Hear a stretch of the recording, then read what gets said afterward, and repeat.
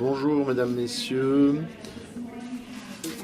Merci de vous retrouver ici. Nous allons avoir une excellente séance sur le danger dans lequel se trouvent les soins sanitaires. Je suis Isabelle Daou de la Croix-Rouge canadienne. Je suis entouré d'experts. Il nous manque toutefois une experte de MSF, de Médecins sans frontières. J'espère qu'elle pourra se joindre à nous le plus tôt possible. Notre panel traitera des dangers qui entourent les soins sanitaires dans les ambulances, les hôpitaux, les dispensaires. Ces attaques, ces agressions ne se produisent pas uniquement en situation de conflit armé. Cela se produit au Pakistan, comme nous l'avons vu contre des travailleurs des ateliers de vaccination contre la polio. Nous voulons nous assurer de la sécurité de ces travailleurs. En 2015, les gouvernements du monde vont se rassembler à Genève à la conférence internationale de la Croix-Rouge et des centres de la Croix-Rouge avec les sociétés annexes.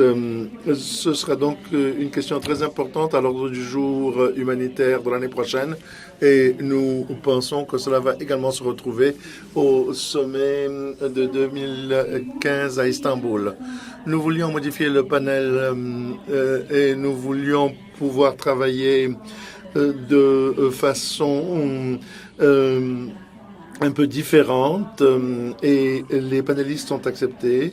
Je vais donc poser une question à chacun des conférenciers, mais ensuite je vais donner la parole à l'auditoire et ensuite nous passerons à une deuxième série de questions et l'auditoire pourra de nouveau intervenir. Robert Young, vous êtes ici à ma gauche. Je vais commencer par vous. Vous avez beaucoup d'expérience sur le terrain. Vous avez travaillé en Éthiopie, en Colombie, à Abidjan, à Budapest, mais vous avez également travaillé avec le Comité international de la Croix-Rouge, représentant le comité donc aux Nations Unies. Vous avez donc beaucoup d'expérience diplomatique. Pouvez-vous nous parler un petit peu de la genèse du danger entourant les soins sanitaires? Que fait votre organisme pour lutter contre cela? Oui, bien sûr, Isabelle. La Croix-Rouge internationale a lancé ses ateliers sur les dangers entourant les soins sanitaires parce que nous avons observé que notre personnel est de plus en plus à risque ainsi que nos partenaires des sociétés nationales de la Croix-Rouge et du Croissant-Rouge sont à risque. Donc, que les collègues qui travaillent pour les ONG ou les institutions publiques sont de plus en plus à risque, ainsi que leurs patients.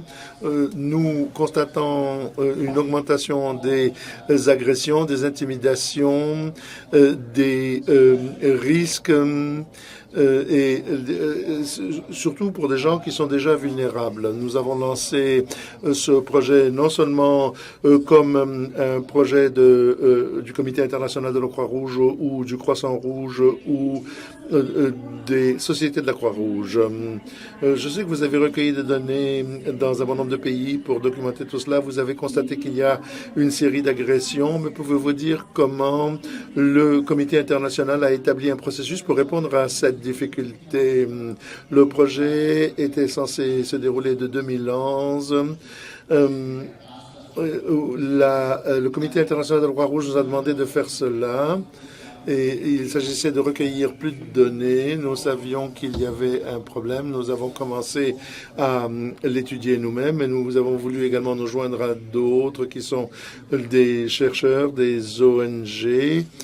Donc, il y a donc une série de recherches et d'ateliers qu'ont organisé le Comité international de la Croix-Rouge et les sociétés canadiennes de la Croix-Rouge et d'autres. Donc, cela a été suivi d'un atelier à Pretoria avec le gouvernement d'Afrique du Sud.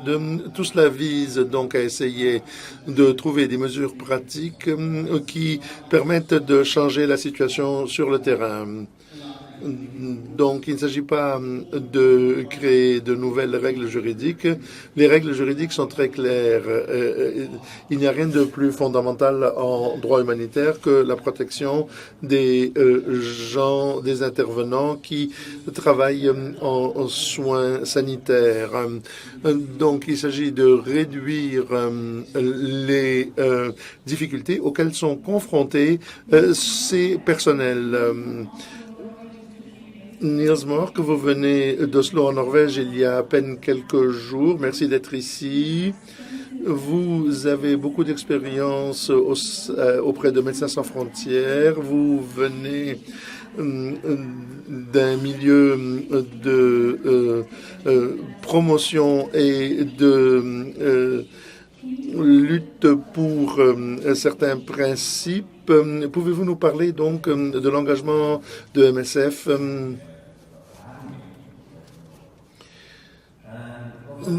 Bien, merci de me recevoir. D'abord, il est important de voir pourquoi ce dossier est de la plus haute importance. Ce n'est pas parce que les médecins sont des gens spéciaux ou que les humanitaires sont des gens spéciaux. On parle d'agression à l'endroit de civils également. Ce que nous voyons, c'est que lorsque nous sommes confrontés à des agressions dans nos missions, que nous nous sommes obligés de reculer ou voire de sortir carrément comme nous l'avons fait en Somalie. Et cela nuit donc ultimement à nos patients, aux malades. Et cela nous force à examiner une question dans un autre sens également. Que peut faire MSF mieux pour rester opérationnel, pour maintenir l'accès? Comment peut-on atténuer les risques? Et nous avons donc profité de l'occasion pour examiner, analyser ce que nous savons de l'impact, pour savoir qui nous attaque, quelle est la typologie des agressions, comment cela influence nos réactions. Par conséquent, nous travaillons encore là-dessus. Nous tâchons de diffuser tout cela dans un rapport publié le 31 mars. Mais c'est un travail qui a été truffé de surprises. Nous connaissons le narratif habituel. Mais lorsqu'on va voir les réalités sur le terrain et on vient que les agressions proviennent des malades et de leurs familles qui menacent d'agresser parce qu'ils ne sont pas heureux du niveau de soins ou parce qu'ils vivent dans des sociétés où, si l'on a un grief, il n'y a personne à qui s'adresser. On ne peut pas intenter des poursuites, on ne peut pas recourir à la police, on ne peut pas se plaindre. Donc, on prend ses armes et on tâche de tirer cela au clair directement avec les intervenants. Il y a également eu des révoltes, où des fois le personnel est en cause. Nous croyons comme un petit peu exclusif ou distinct des sociétés dans lesquelles nous travaillons. Mais bien sûr, le MSF, le Médecins sans frontières, s'est rendu compte que ce n'est pas tout à fait vrai, que dans certains cas, nous sommes parfois les plus grands employeurs, le plus grand intervenant médical. Donc, nous faisons partie de ces sociétés. Nous avons une relation très importante auprès de ces sociétés. Et en dernier lieu, nous sommes posé des questions sur la question fondamentale. Est-ce qu'il y a plus d'agressions aujourd'hui qu'auparavant? Examinons toutes les données auxquelles nous avons accès. Et cela va être inclus dans le rapport, donc. L'une des conclusions clés que nous avons adoptées dès le début, c'est qu'il y a c'est qu'un prisme statistique global n'est pas nécessaire pour comprendre la situation. La problématique est humaine. Et si on examine la question dans son ensemble, on perd de vue ce qui se passe. pourquoi y a-t-il des agressions? Quelles sont les intentions? On entend rarement les gens dire que c'est pour s'attaquer au principe d'aide. C'est beaucoup plus humain et il faut donc examiner la question. Donc, je vais approfondir. Vous dites que les données globales sont intéressantes pour révéler les tendances, mais ce qui est plus intéressant, c'est de se concentrer sur le contexte et de mieux comprendre les agressions pour avoir une réponse adaptée aux besoins. Oui, et il y a des tendances que l'on peut dégager à l'échelle mondiale. Je ne prétends pas qu'elles n'existent pas, mais il ne faut pas tomber amoureux des données. Il faut avoir une carte de la réalité, mais ce n'est qu'une carte et la géographie du monde est très différente. Merci.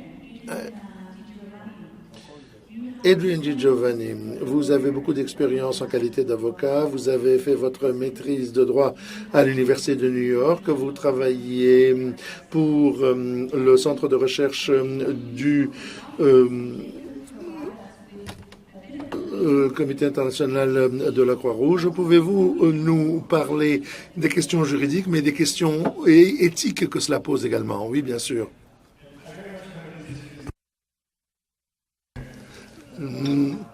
J'étudie beaucoup ces questions du point de vue du développement. Comment respecter les lois dans les situations où cela est très difficile à faire? Dans le contexte d'absence de conflit, c'est déjà assez difficile. Lorsque nous nous posions des questions en préparation de cet atelier, je me suis posé moi-même des questions sur les lois. Si les lois sont claires, comment passer d'une situation où elles sont claires et non appliquées à une meilleure application de ces lois? Donc, c'est un problème vraiment délicat et difficile. Nous ne prétendons pas fournir des réponses absolues, mais plutôt essayer de comprendre ce que sont les obligations juridiques et si les lois sont respectées, quels sont les problèmes éthiques qui se posent. Reculons un petit peu.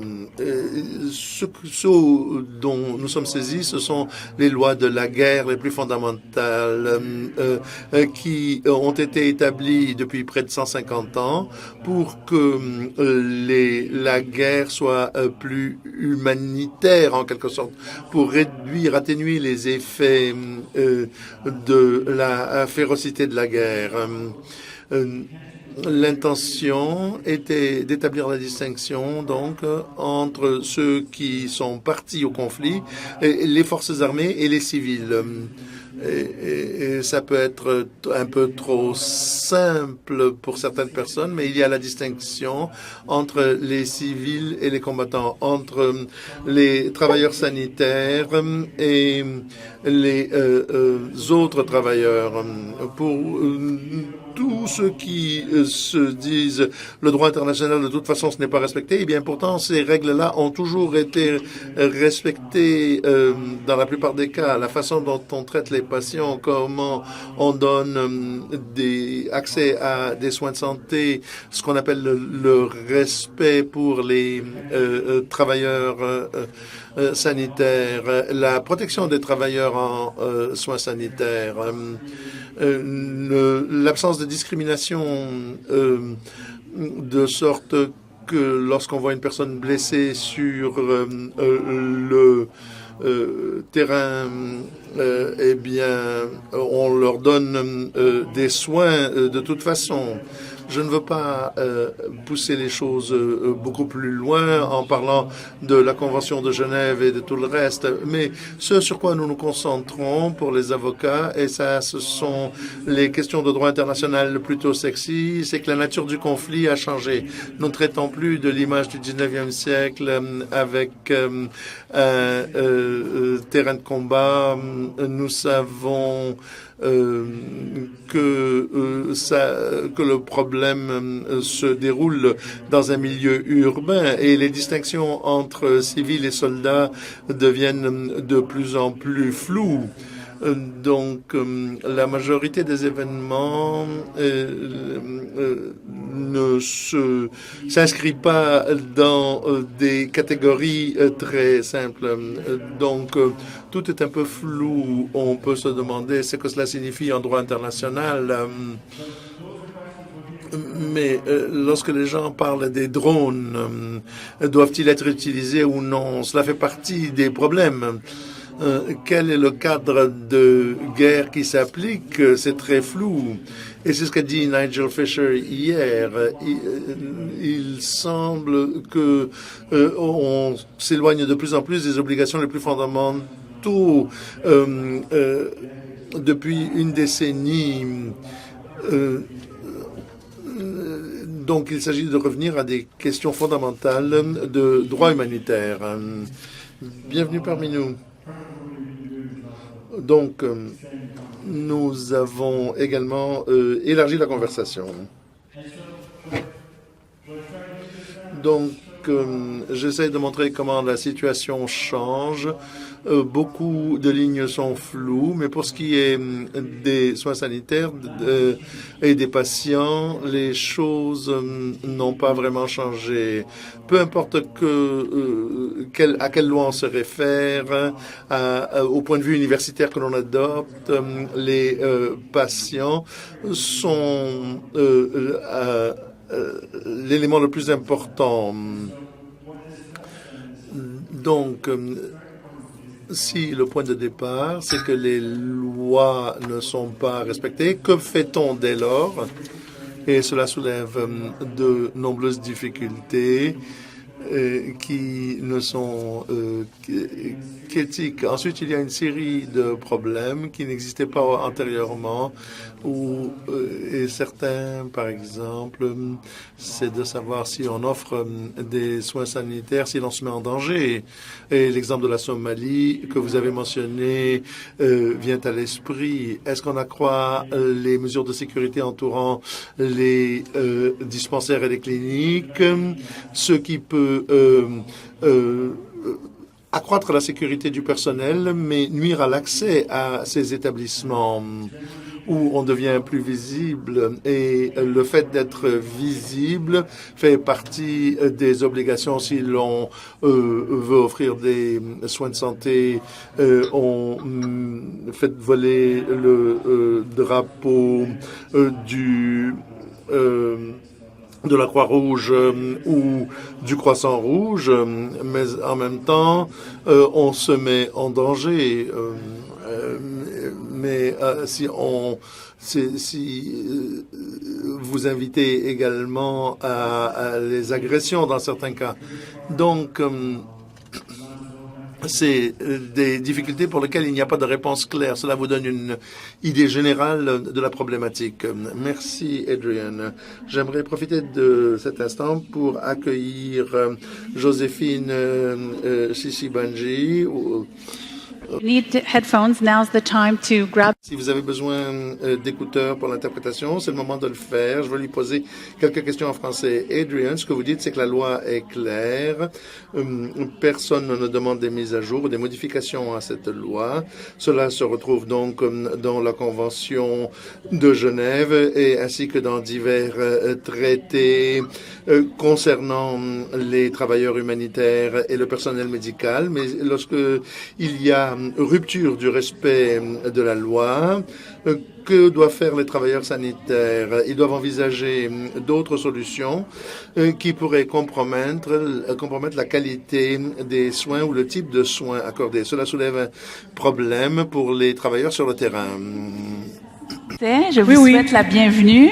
Merci. Vous êtes une infirmière avec plus de 20 ans d'expérience. Vous avez travaillé pour Médecins sans frontières depuis les 13 dernières années, presque partout en Afrique. Je regardais votre curriculum vitae. Vous avez travaillé au Mali, au Niger, en Mauritanie, au Congo, en Guinée, en Côte d'Ivoire, au Zimbabwe et j'en passe. Donc, vous avez une très vaste expérience de travail dans des contextes humanitaires assez chauds. J'aimerais que les panélistes qui vous ont précédés nous ont parlé de la problématique des soins de santé en danger, mais j'aimerais que vous partagiez avec le public votre expérience personnelle. Qu'est-ce que vous avez vécu sur le terrain? Comment est-ce que ces attaques se manifestent et quelles conséquences pour les travailleurs humanitaires ou de santé comme vous? Est-ce que vous pouvez partager avec nous quelques perspectives du terrain? Oui, bien sûr. Bonjour tout le monde. Je suis désolée pour le retard. On était perdus. On a cherché le numéro. On l'a trouvé en retard. Et comme vient de dire Isabelle, j'ai quand même une expérience dans le monde humanitaire, surtout dans les pays en guerre. C'est vraiment un grand défi de travailler dans les pays en guerre, mais c'est très important parce que les populations ont besoin des humanitaires dans ces moments difficiles. Donc, de mon expérience, j'encourage tout le monde avec cet appui parce que vraiment c'est nécessaire, mais c'est parfois difficile. Donc, l'expérience que je vais donner, c'est la dernière mission que j'avais en République centrafricaine. Donc, nous avions une clinique dans le camp des déplacés. Et il arrivait que les deux adversaires commençaient à tirer et nous, les soignants, on était déjà dans la clinique. Alors, les patients sont déjà là, ils font la queue, il y a des malades graves, des femmes qui attendent d'accoucher, des personnes qui ont déjà des balles. Et nous, les humanitaires, nous devons aussi nous protéger parce qu'on est en danger, ça tire dans tous les sens. Alors ça devient vraiment un grand dilemme, comme a dit les prédécesseurs. Mais la bonne collaboration entre les humanitaires, ça fait que nous avons sauvé beaucoup de vies humaines. Parce qu'avec le CICR et Médecins sans frontières et les autres humanitaires, on se donne des informations, on se dit si on peut continuer à soigner ou pas. Et comment nous, on peut se protéger, nous humanitaires, pendant ces moments que ça tire. Alors on a pu sauver beaucoup de vies humaines, mais il y a la population qui a souffert parce qu'on était obligé de laisser certains malades à la queue qui attendaient parce que nous aussi, on devait quitter la clinique. Et c'est ça, Isabelle, c'est vraiment délicat comme situation. Vous m'aviez raconté aussi, Joséphine, que, je ne sais pas si vous voulez préciser un peu plus, qu'une des solutions que vous aviez trouvées sur le terrain, c'était d'utiliser une des résidences d'habitation de MSF pour accueillir les patients. Pouvez-vous nous parler un peu des contraintes, des avantages et des contraintes qu'une telle solution apporte? Oui. Avec cette situation, il y a des moments où on ne devait pas accéder à la clinique, on ne pouvait pas aller à la clinique. Désolée, parce qu'on devait s'attirer dans tous les sens, on n'a pas de route pour passer. Alors, en équipe, on s'est convenu d'avoir une salle où on pouvait, entre guillemets, faire un dépannage, donner les premiers soins d'urgence et après appeler les voitures d'urgence des CICR ou de la Croix-Rouge centrafricaine pour les amener dans les hôpitaux qui fonctionnaient à ce moment-là. Parce qu'effectivement, à ce moment-là, il y a aussi beaucoup d'hôpitaux qui ont fermé les portes. Donc nous, on place les perfusions pour ceux qui saignaient beaucoup. On faisait des pansements compressifs pour arrêter l'hémorragie. Et après, on faisait appel à l'ambulance de la Croix-Rouge ou de la République centrafricaine ou le CICR qui prenait ce courage, malgré tous les risques, de venir prendre nos patients et les acheminer à l'hôpital. En sachant qu'en ce moment-là, la qualité des soins aussi diminue parce que les soignants, il y a des médecins qui n'arrivaient plus à l'hôpital, il y a des matériels qui n'étaient pas stérilisés parce que les infirmiers qui doivent stériliser n'étaient pas arrivés à l'hôpital. Mais on a quand même pu sauver certaines vies humaines. Merci, Joséphine. So I think what I'm hearing from the panel. Ce que nous disent donc les membres du panel, c'est que la loi est claire, mais qu'elle est violée constamment. Cela force les travailleurs sanitaires à trouver des solutions de rechange, mais ces solutions de rechange créent des compromis et des problèmes d'éthique. La question est très complexe. J'aimerais savoir s'il y a des questions de l'auditoire ou des médias sociaux avant de passer à la deuxième série de questions. Oui.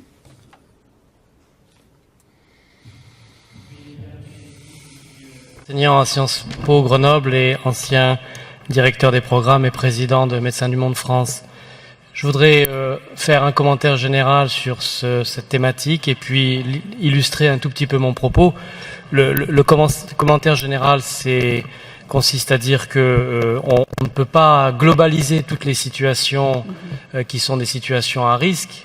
Il y a des évolutions en tendance. Alors on peut discuter sur les chiffres, de savoir si globalement la dangerosité augmente ou pas, qui était un petit peu le commentaire que faisait le collègue de MSF. Mais que la dangerosité augmente objectivement ou pas, ce qu'on sent bien qui s'impose à nous aujourd'hui, c'est que l'immunité à l'égard des travailleurs humanitaires ne va plus de soi, quand bien même ce seraient des soignants. C'est ça qu'on constate. Nous ne sommes plus protégés ipso facto en qualité de médecins, d'infirmiers, etc. Et on le ressent bien. Ceci étant posé, chaque situation est un cas particulier. Je vais prendre 3 ou 4 exemples de situations humanitaires contemporaines où les soignants ont été pris pour cible de façon spécifique. Si on prend le Pakistan, vous avez cité les vaccinateurs de la polio, mais on ne peut pas déconnecter cette analyse de la suspicion qui a régné au Pakistan sur le rôle qu'avaient joué les vaccinateurs dans le repérage de Ben Laden avant son élimination. Donc on a là un effet collatéral d'une lecture éminemment politique. Si on prend Haïti, où aussi, et en particulier les équipes de MSF ont parfois été prises pour cible, on ne peut comprendre la violence à l'égard des soignants en Haïti qu'en la corrélant à la façon, d'abord à l'épidémie de choléra, qui est venue rajouter de la complexité, à la façon aussi dont beaucoup d'humanitaires ont occulté complètement le poids de la médecine traditionnelle, de ce qu'on appelle la médecine feuille, et ont totalement occulté la place des médecins nationaux en se substituant, donc en créant un ressentiment anti-humanitaire. Si je prends Ebola, alors là on est sur une autre image, qui est celle de la remise en cause de rites funéraires avec une forte dimension culturelle. Si on prend la Syrie, qui est aussi un exemple très frappant d'un pays où la communauté médicale syrienne avant tout a été prise pour cible, on ne peut comprendre cette situation syrienne que dans une lecture historique rétrospective, et en particulier comprendre le rôle qu'a joué le Conseil de l'Ordre des médecins en Syrie historiquement dans la lutte politique à l'égard du clan Assad. Ils n'ont pas été targetés en tant que soignants, ils ont été targetés en tant que groupe social historiquement opposé au régime en place. Donc tout ça pour dire que OK, une analyse globale, chiffrée, avec la prudence qu'évoquait le collègue d'MSF, mais toujours des analyses au cas par cas. Merci beaucoup de votre intervention. I think this is a very important point. And Observation très intéressante, et cela nous amène à notre deuxième série de questions, parce qu'il y a des solutions à ce problème, et les solutions doivent être adaptées à chaque contexte. On comprend bien ce que sont les menaces de sécurité à l'endroit des professionnels de la santé. C'est critique et merci de l'avoir soulevé. Je dois dire que ce n'est pas une nouvelle question. Je sais que le CRCI a mis cela à l'ordre du jour depuis 2011, mais un bon nombre de nos collègues ont été confrontés à ces questions depuis des décennies et ont trouvé des mécanismes d'adaptation particuliers à leur situation. Une chose qui n'a pas encore été dite dans les données, c'est que 90% des agressions se font contre les travailleurs de santé locaux. Ce n'est pas une agression contre Médecins sans frontières ou les aidants humanitaires provenant de l'étranger. Donc, envisageons des solutions si nous le pouvons. Robert, vous avez parlé du processus que le CRCI a adopté, une série d'ateliers et l'établissement de solutions précises. Pouvez-vous nous parler un petit peu des outils mis au point pour aider les travailleurs sanitaires à répondre à ces problèmes? Oui, je suis parfaitement d'accord au sujet de ce qui vient d'être dit, au sujet du contexte particulier de l'analyse qui est nécessaire. Cela est certainement vrai. Cela dit, ces tendances croisées se manifestent. Comme je l'ai également dit, nous nous concentrons sur des recommandations pratiques et des outils qui seraient utiles pour les travailleurs sanitaires sur le terrain. Une statistique que je voudrais mentionner, vous avez dit que 90% des agressions et des menaces dans les données en 2012-2013, 1800 incidents dans 23 pays, eh bien, je dirais au sujet de tout cela que bien sûr, que ce n'est pas une série de données exhaustives, c'est tout ce que nous avons pu recueillir et nous savons qu'il y a sous-reportage des agressions et des menaces. Les agressions sexuelles, par exemple, ne sont pas toutes signalées là-dedans. Elles peuvent porter contre les patients et les travailleurs sanitaires. Et il est important que ce groupe sache que beaucoup de ces gens-là travaillent en partie pour des organisations. Ils travaillent peut-être pour le Croissant Rouge, mais ils travaillent peut-être aussi pour des ONG locaux ou pour des administrations sanitaires locales. D'une certaine façon, plus on s'éloigne des organisations internationales, plus on est à risque. Les solutions, donc, existent. Que sont-elles? On a d'abord publié un manuel sur les droits et les responsabilités des travailleurs sanitaires et des professionnels des soins de santé. Et cela établit certaines stratégies, certains mécanismes qui pourraient être adoptés. C'est produit comme manuel et c'est disponible en ligne. Il y a plusieurs recommandations qui sortiront cette année allant de la gestion des ressources humaines à la protection physique et montrant comment équilibrer le personnel soignant et le personnel de la sécurité. Il y a des outils sur le site, sur l'Internet, et si vous cherchez dans Google, vous allez être dirigé au site web du CICR. Et il y a une plateforme où vous pouvez avoir des réponses. Ou bien si vous me parlez, ou à Isabelle, qui est assise ici devant, l'une des expertes au Canada, on peut vous assurer de vous montrer cette plateforme. Nous sommes maintenant axés sur cette prochaine phase qui consiste à recueillir les pratiques exemplaires à travers la planète pour être partagées par nous qui sommes présents dans ce domaine et à partager avec les collègues sur le terrain en toute solidarité. Merci de soulever l'importance de la variabilité des situations tout en sachant qu'il y a des tendances sur lesquelles on peut compter. Par exemple, la Croix-Rouge libanaise a eu beaucoup de problèmes depuis une décennie et a trouvé des solutions qui pourraient être partagées. Donc, si on partageait plus dans notre secteur humanitaire, ça nous aiderait. Donc, misons sur ces solutions pratiques. Je voudrais parler maintenant de notre travail de promotion un peu parce que parallèlement aux solutions sur le terrain qu'on peut adapter, il y a également le besoin de commencer, d'arrêter de stigmatiser ces attaques. À quel niveau est-ce qu'on va commencer à voir ces attaques comme étant normales? Parce que la norme sacro-sainte de la protection des humanitaires semble s'éroder. Donc, du point de vue des Médecins sans frontières, qu'est-ce qu'on peut faire pour sensibiliser les gens à cette situation?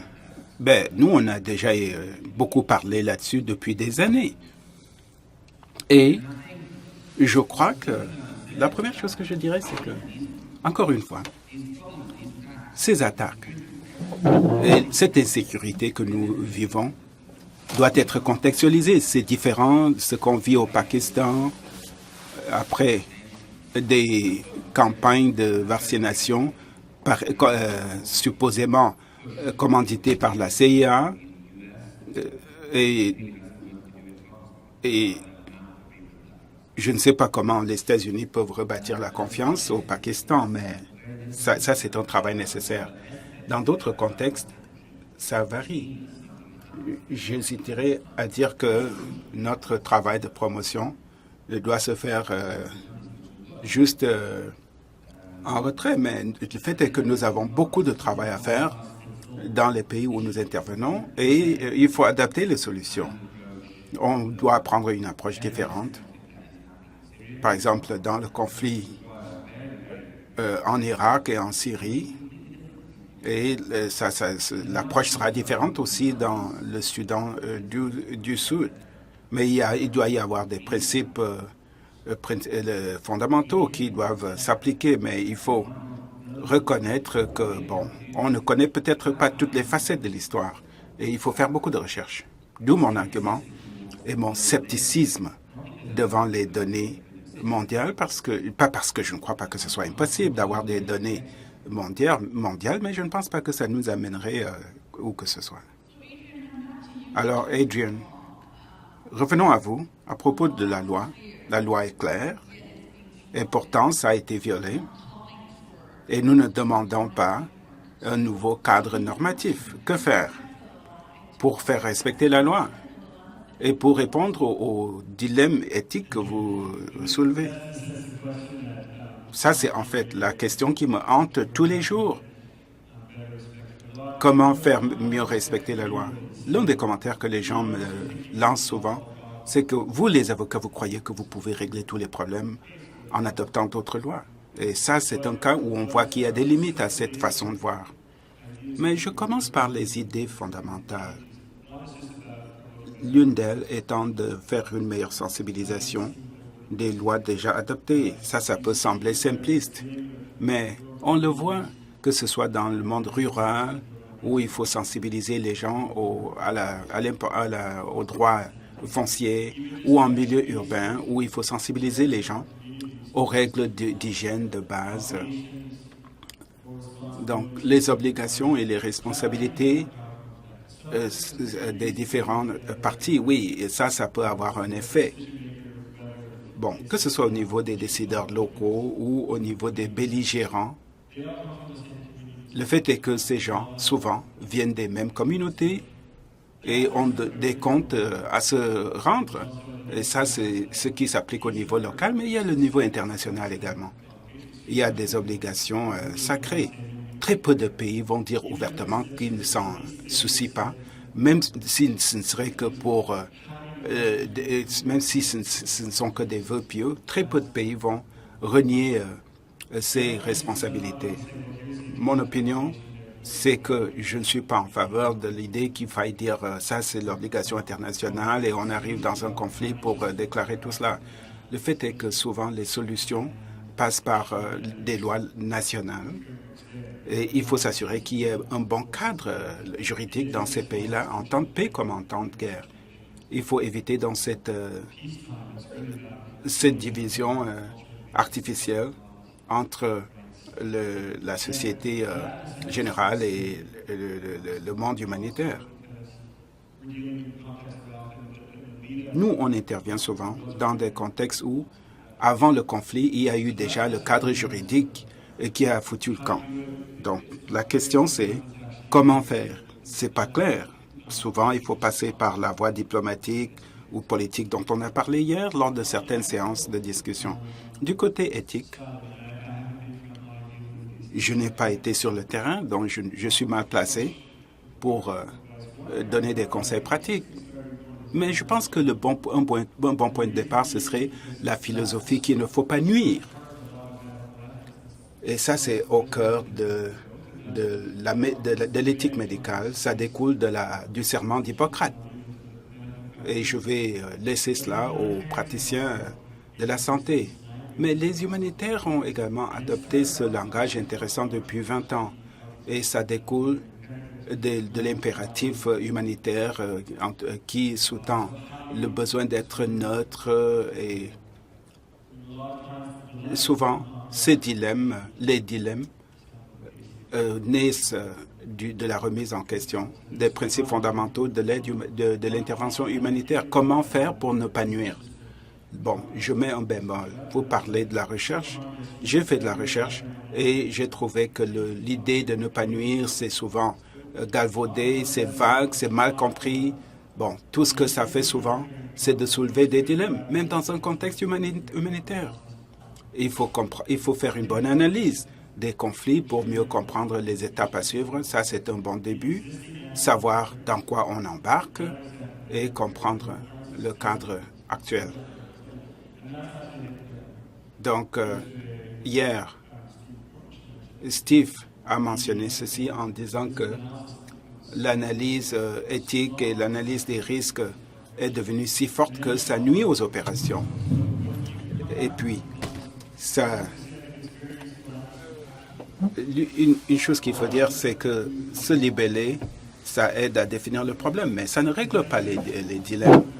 Parce qu'il y a 2 étés, j'ai en fait de la recherche sur la philosophie qu'il ne faut pas nuire, pour voir ce que les gens en ont dit. On est très engagé envers cette philosophie, il y a de bons guides, mais lorsque j'ai essayé de voir comment ça a été appliqué selon le contexte, ça me ramène à l'idée d'essayer de comprendre ce qu'on fait lorsqu'on se retrouve devant des dilemmes. Ces questions restent toujours sans réponse parce que ce sont des questions difficiles, gênantes, et on ne peut pas avoir de réponse a priori. Parce que tout ce qui a été, comme on l'a dit, tout ce qu'on voit sur le terrain est souvent contextuel et contextualisé. On doit se poser la question de savoir si on doit sacrifier certains soins. Est-ce qu'on doit, s'exposer à des risques pour ne pas nuire, et ainsi de suite. Donc, les textes sont là, les outils aussi, mais souvent, ce qu'on oublie, c'est est-ce qu'on va régler ce problème ou bien est-ce qu'on va choisir au cas par cas. Et ça, c'est souvent perdu en cours de route. Merci beaucoup, Adrian. Je vois, Niels, que vous voulez intervenir. Et puis, je vais revenir à Joséphine pour lui demander son point de vue sur ces dilemmes. Parce que là, vous venez de nous montrer comment c'est difficile de décider devant ces dilemmes. Neil, bon, je pense que la philosophie de ne pas nuire, c'est un concept utile. Mais, pour les médecins, si un patient arrive avec des maux de tête, et puis si vous traitez cette personne comme une personne, si la personne est amputée, alors là, vous aurez nuit. Et puis, là, vous aurez quelqu'un qui est très fâché contre vous. Souvent, ce qu'on oublie de voir en tant qu'humanitaire, c'est que les bonnes intentions, à la fin, ne suffisent pas. On peut avoir de bonnes intentions, c'est un bon point de départ, mais il faut toujours regarder comment vos actions et vos choix, votre intervention, et auprès de qui vous intervenez, comment cela va affecter, comment les gens vous perçoivent. La meilleure forme de l'acceptation à notre disposition, c'est de faire du bon travail de qualité qui soit reconnu comme étant utile. Et si vous échouez à quelque niveau que ce soit, vous vous retrouverez dans l'insécurité. Et on vous considérera comme des complices et vous aurez à tirer ces ennuis. Donc, ce que nous devons nous demander, c'est, vu l'insécurité dans laquelle nous intervenons, quel choix avons-nous? Je pense que ce serait là une bonne approche. Joséphine. Sur ces dilemmes éthiques, parce que je pense qu'il y a la réalité du terrain aussi. Vous avez donné des exemples un petit peu plus tôt. Le fait que, oui, il faut toujours maintenir une certaine qualité dans les soins de santé, mais une qualité et un standard qui peut être variable selon les circonstances. Pouvez-vous nous parler un petit peu plus de comment vous arrivez à faire ces choix? Oui, comme vient de dire Adrienne et Niels, je pense que c'est une situation très complexe. Parce que pour nous, notre principe, c'est de donner les soins de qualité. Mais dans certaines situations, c'est difficile d'arriver à donner cette qualité. Et le fait que c'est la sécurité qui fait qu'on n'arrive pas à atteindre cette qualité, dans l'équipe, on se pose des questions. Est-ce qu'on continue à donner des soins sans qualité à cause de la sécurité ou on se retire en entendant qu'on ait tous les moyens pour donner la qualité? Parce qu'il y a des moments où ça ne sert à rien de donner des soins, des mauvais soins. Là, on est à côté de notre principe de rester donner des soins qui ne sont pas de qualité. Alors, c'est vraiment une situation complexe. Et comme j'ai entendu dire, il y a des documents qui sont en train de se préparer pour voir comment améliorer. Mais au niveau régional, comme a dit Adrienne, je pense c'est quelque chose où ils doivent se battre pour que ça cesse ces conflits, parce que vraiment, c'est la population qui en souffre. Il faut arriver dans les cliniques, dans les situations de guerre et voir combien de personnes on laisse quand les équipes doivent évacuer. Ils sont en train de pleurer, nous aussi on est dans la voiture en train de pleurer parce qu'on les laisse avec des plaies qui saignent, des plaies qui ont des pus, des femmes enceintes qui doivent accoucher tout de suite. Mais nous devons aussi quitter parce que notre responsable sécurité nous demande de quitter à la même minute. Ça doit cesser, je pense. Mais comment y arriver pour que ça cesse? Mais il faut que ça cesse. Parce que si vous arrivez sur le terrain, c'est pénible, c'est pénible. Et là, vous nous faites un appel très clair au respect du droit. J'aimerais demander à Rob Young et aussi à Niels Mork de nous parler peut-être de l'engagement face aux groupes armés qui sont non gouvernementaux, qui sont sur le terrain. How do we engage these non-state actors? Les acteurs non étatiques et les gouvernements pour avoir plus de respect pour la loi. Peut-être que vous pouvez nous montrer l'approche adoptée par MSF. Parce que ça, c'est un élément clé de la sensibilisation. Ce n'est pas juste la sensibilisation dans cette salle, c'est la sensibilisation des belligérants également. Notre travail consiste également à établir des contacts avec les acteurs non étatiques. Donc, dans notre travail quotidien, on essaye de renforcer notre propre capacité interne, la capacité de notre personnel, y compris de notre personnel soignant, pour partager les pratiques exemplaires et en les adaptant au contexte. Je dois dire que l'un des ateliers d'experts qu'on a organisé dans le cadre de notre série, c'était précisément avec des acteurs non étatiques.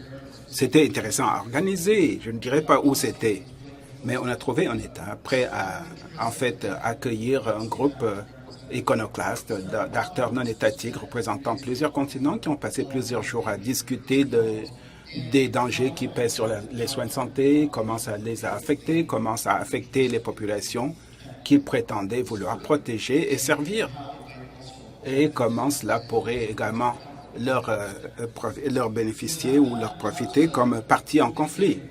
Ça, c'était une mesure novatrice que nous avons appliquée et ça va éclairer nos pratiques et nous allons partager les conclusions. Pour l'avenir, continuer de sensibiliser ou d'engager les partenaires, les acteurs non étatiques, c'est important. Les États comme le Canada, qui interviennent dans des conflits et dans des situations militaires à travers la planète, connaissent leur influence, savent quelle influence ils ont. Et dans beaucoup de pays, on voit donc cette interaction entre les États et les acteurs non étatiques. Nous disons, c'est bien beau, mais si vous voulez faire cela, vous avez également l'obligation de mettre à profit l'autorité des États pour aider ces acteurs non étatiques. Alors, Niels, pouvez-vous en dire plus sur l'engagement de MSF auprès de ces groupes et sans vouloir laisser entendre que ce sont juste des acteurs non étatiques qui commettent des actes de violence? Oui, ça allait être mon premier point. Et j'avoue que l'essentiel de la sécurité, c'est en fait le pillage. Il y a le pillage et des choses qui vont à l'encontre du droit international. Avec les acteurs non étatiques, évidemment, c'est là où on a des problèmes, soyons honnêtes. Certains acteurs ne se soucient pas du droit international humanitaire. Ils ne voient pas cela comme étant pertinent ou comme un outil qui les aide à réaliser leurs objectifs. Et il y a eu des cas où le droit international humanitaire a été refusé par les terroristes et les acteurs non étatiques, ce qui nous force à nous poser la question de savoir quoi faire lorsqu'on intervient dans ce genre de contexte. Bon, ce cadre normatif juridique, c'est utile, il faut qu'on l'ait, mais à la fin, on finit par se demander ce qu'on peut vraiment faire, c'est le côté pratique, en essayant de trouver des intérêts communs. Et la plupart des acteurs auront de l'intérêt à fournir des soins de santé, ne serait-ce que pour leur propre avantage politique auprès de la population. Bon, la question, c'est que, comme on l'a évoqué dans notre livre, est-ce qu'on doit viser l'accès à tout prix ou est-ce qu'on cela arrête? Et ça, c'est quelque chose qu'on doit vivre selon le contexte, au jour le jour, selon les... oui, donc je vais m'arrêter là. Bon, je pense qu'il est temps de prendre des questions encore une fois. Oui, je m'appelle Ian Smiley. J'aime ce terme, acteur non étatique. Dans beaucoup de cas, on parle de gangsters, de voyous et d'assassins. Ce n'est pas qu'ils ignorent le droit international humanitaire. Mais le fait est que beaucoup de ces acteurs ne se soucient pas de ces principes. Et il y en a qui ciblent, en fait, expressément les acteurs humanitaires. Donc, on a un véritable problème. Si vous voulez que les gens respectent la loi, il faut appliquer la loi. Sinon, que ce soit au niveau des piétons indisciplinés ou des violations de domicile, d'invasion de domicile à Ottawa ou de la criminalité internationale, il faut sévir. Stigmatiser les criminels, c'est bien beau, mais il faut les poursuivre. C'est pour cela qu'on a la Cour pénale internationale et c'est pour cela qu'on a eu les tribunaux internationaux sur le Rwanda, le Cambodge et la Sierra Leone. Mais dans beaucoup de cas, les humanitaires se sont battus contre ces tribunaux. Lorsque Joseph Kony a été inculpé, beaucoup d'acteurs humanitaires ont dit « Ah mais non, ça va le garder dans la brousse, il ne va plus se pointer ». Beaucoup de gens ont dit que c'est pour cela qu'il ne s'est pas manifesté. Est-ce la vérité? Et est-ce important? Après tout, est-ce que c'est important? Tant que ce voyou est en brousse, on a dit la même chose de l'inculpation de Bachir au Soudan. On ne peut pas avoir le beurre et l'argent du beurre. Si les humanitaires veulent que la loi soit respectée, eh bien, donnons les armes, les moyens à ceux qui ont la responsabilité d'appliquer la loi. Merci, Monsieur Smiley. Panéliste? Eh bien, c'est une activité à temps plein au sein du CICR d'encourager les États à appliquer la loi internationale et toutes les règles fondamentales du droit humanitaire et les violations qu'on appelle les crimes de guerre doivent être poursuivis. Les tribunaux, c'est très important aux yeux du CICR et ça a changé les règles du jeu. Mais il faut avouer aujourd'hui que les gens sont fatigués de ces cours pénales parce que les États sont fatigués de les financer. À l'avenir, il faudra des États qui aient des mesures nationales, les mesures sévères et des lois sévères qui vont s'appliquer à tout le monde, qui les violent, que ce soit un membre des forces armées gouvernementales ou de l'opposition. Dans le cadre du projet sur les soins de santé en danger, on a demandé aux États d'adopter des lois pour mieux protéger les travailleurs de la santé, ce qui donnerait des dents au niveau national pour la protection, dans ce contexte-là, de ces travailleurs. Adrian, brièvement, s'il vous plaît. Oui, à propos de la Cour pénale internationale, je ne voudrais pas être perçu comme étant contre la Cour pénale internationale.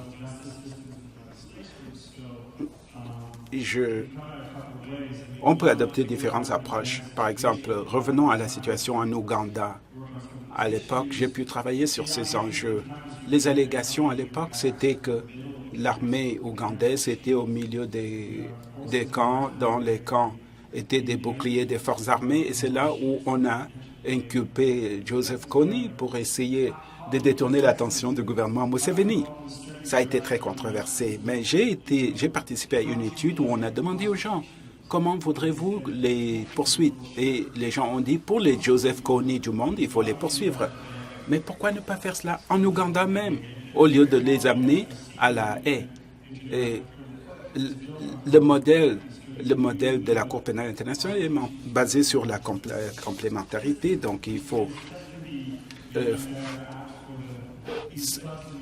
et ce qui serait plus approprié pour ces voyous et ces criminels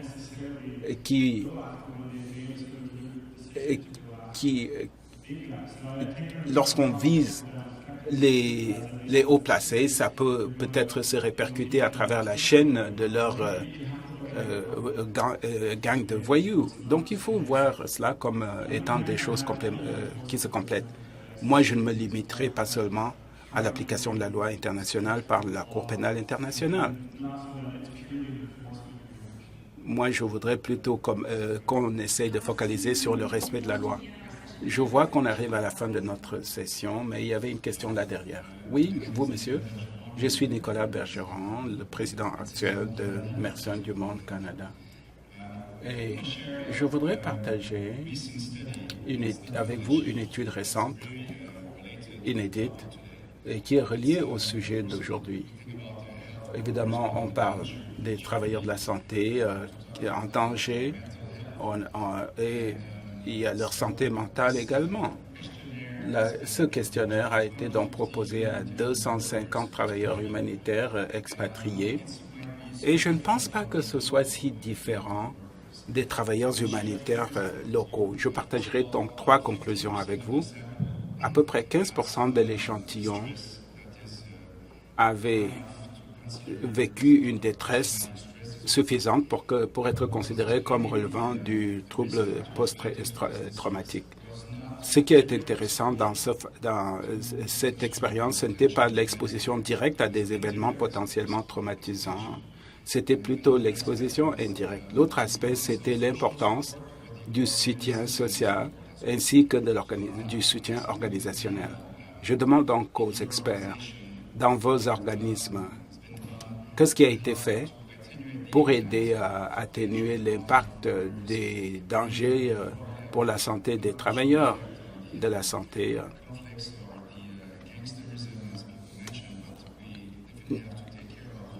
Nous devons nous occuper des nôtres, de nos travailleurs de la santé. Et ça pourrait atténuer l'impact de cette exposition. Which one of you want to take this? Qui se sent d'attaque? Oui, je vais commencer. Allez-y. Vous soulignez quelque chose de très important. Ça, c'est l'une des conséquences de ce que nous faisons. On met des gens dans des situations très difficiles et nous devons être conscients de nos responsabilités. Mais en même temps, on ne peut pas infantiliser les gens non plus. Il faut accepter le fait que ce n'est que le personnel, le membre individuel du personnel qui est mieux placé pour évaluer le risque des situations et décider s'il faut le faire ou pas. Mais ça doit être partagé. Nous devons offrir tout le soutien possible à nos travailleurs. Et MSF peut faire mieux. Mais cela nous force à nous poser l'autre question. Dans nos pays d'origine, on parle du devoir de donner des soins. Mais que sont nos devoirs juridiques? On vit dans des pays où notre acceptation du risque change, ce qui pose des questions difficiles, à savoir quoi faire lorsqu'on envoie des gens dans le Sud-Soudan ou au Congo pour travailler dans des contextes très différents, alors que chez nous, on nous avertit tous les jours que le café qu'on vient d'acheter est chaud et dangereux. Nous, en tant qu'organisme, à travers tout le secteur, on doit y penser vraiment. Je vois une autre question ici devant. Merci, et c'est John Debois de l'Université des Nations Unies. Nous avons beaucoup parlé des soins de santé dans le contexte de la guerre ou des conflits, des guerres civiles, si vous voulez. Et nous savons tous que plus de la majorité des victimes de la violence, c'est des victimes de violence dans des situations autres que de guerre, où l'application de la loi humanitaire internationale n'est pas claire. Et je sais que MSF et le CICR ont mené des études dans des contextes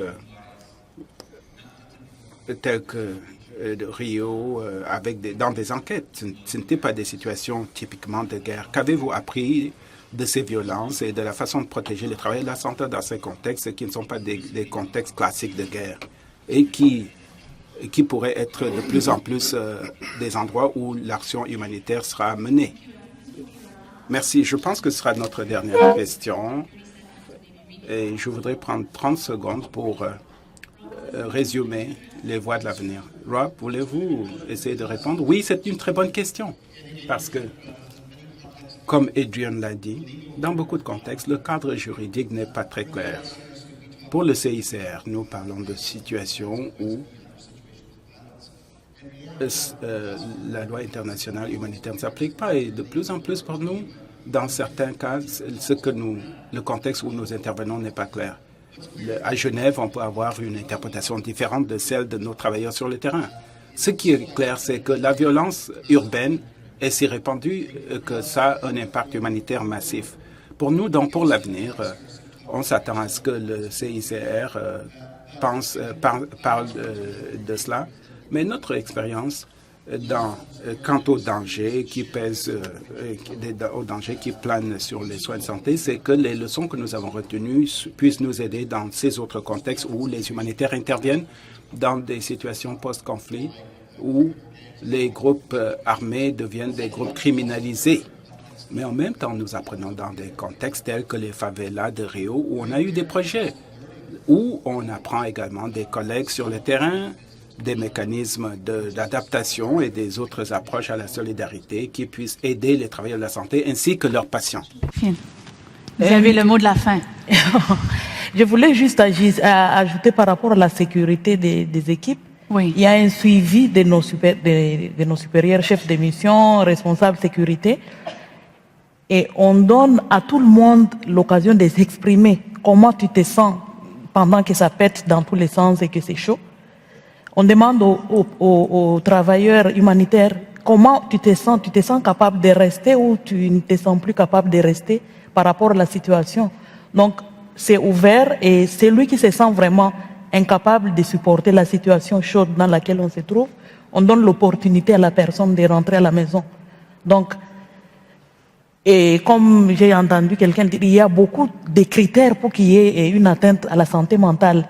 Donc, au niveau de l'organisation, il y a des services pour la prise en charge de la santé mentale. Donc, on nous demande si on a besoin d'un support dans ce sens. Et donc, il y a des services organisés parce qu'on est conscient que vraiment, les situations qu'on vit sur le terrain, il y a beaucoup de possibilités qui est atteinte sur la santé mentale. Donc, il y a cette ouverture. Si la personne ne se sent pas bien, il est permis de dire aux responsables qu'il veut rentrer à la maison ou qu'il a besoin d'un support d'un spécialiste en santé mentale.